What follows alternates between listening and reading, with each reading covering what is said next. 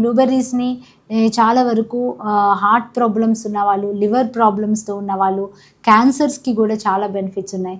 డయాబెటీస్తో బాధపడే వాళ్ళు, weight loss వాళ్ళకి కూడా ఇవి చాలా బెనిఫిట్స్ ఉంటాయి. కాబట్టి వీటిని పిల్లల్లో ముఖ్యంగా వాళ్ళ యొక్క బ్రెయిన్ యాక్టివ్గా ఉండడానికి, బ్రెయిన్ మెమరీ, ఎగ్జామ్కి వెళ్ళే వాళ్ళు కూడా చాలా వరకు మెమరీ కోసం ఈ బ్లూబెర్రీస్ని వారు రెగ్యులర్గా ఇంక్లూడ్ చేసుకుంటే కూడా వారికి చాలా బెనిఫిట్ ఉంటుంది. కాబట్టి వీటిని మన ఆహారంలో రెగ్యులర్గా అన్ని ఫ్రూట్స్తో పాటు మనకి బ్లూబెర్రీస్ కూడా ఇంక్లూడ్ చేసుకుంటే మంచి యాంటీ ఆక్సిడెంట్స్ మన బాడీకి లభిస్తాయి. అండ్ ఇవి చాలా వరకు క్యాన్సర్ ప్రివెన్షన్ కూడా ఉన్నాయి. కాబట్టి క్యాన్సర్తో బాధపడే వాళ్ళు కూడా వీటిని ఇంక్లూడ్ చేసుకోవటం రెగ్యులర్గా.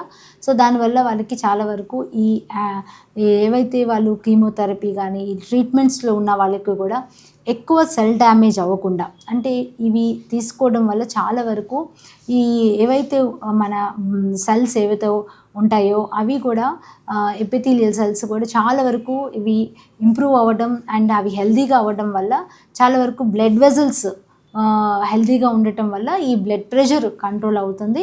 అంతేగాని దాంతోపాటు ఇవి మన హెల్త్ బెనిఫిట్స్ కూడా ఉంటాయి. కాబట్టి దీన్ని ఫైబర్ అవన్నీ ఉంటాయి. కాబట్టి ఇవి కాన్స్టిపేషన్, గట్ హెల్త్ కూడా చాలామంది గట్ ప్రాబ్లమ్స్తో బాధపడుతుంటారు. అలాంటి వాళ్ళకి ఇమ్యూనిటీ ఇంప్రూవ్ అవ్వడానికి కూడా ఇవి చాలా ఉపయోగపడతాయి.